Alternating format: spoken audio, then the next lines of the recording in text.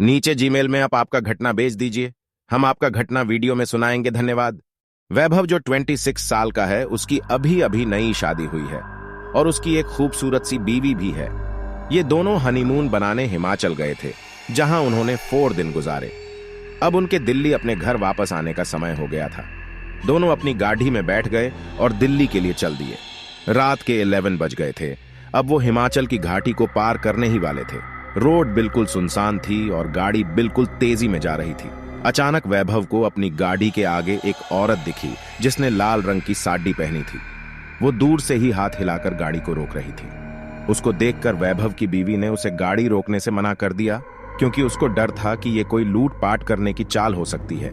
लेकिन वो औरत गाड़ी के सामने आ गई, जिससे वैभव को गाड़ी रोकनी पड़ी। वो औरत जोर जोर से दरवाजे को पीटने लगी। उसके चेहरे के हाव भाव से ऐसा लग रहा था जैसे वो किसी बड़ी मुसीबत में हो। वैभव की बीवी ने उसे गाड़ी का दरवाजा खोलने से मना कर दिया। उसने कहा कि ये कोई चाल हो सकती है, हमें बाहर नहीं जाना चाहिए।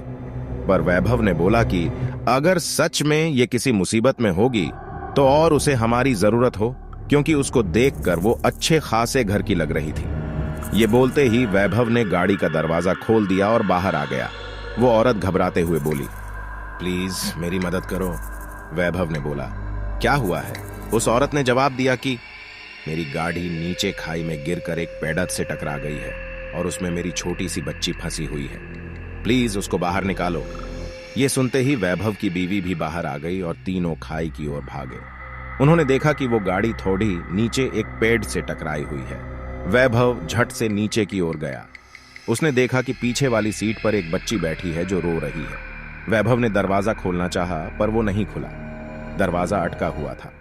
उसने बहुत कोशिश की, तब जाकर वो दरवाजा खुला। वैभव ने उस लदर डैकी को बाहर निकालकर अपनी गोदी में रख लिया, पर लदर डैकी अभी भी रोए जा रही थी और मम्मी मम्मी कर रहा थी। तभी वैभव की नजर आगे वाली ड्राइविंग सीट पर गई, जहां उसे कोई बैठा हुआ लगा।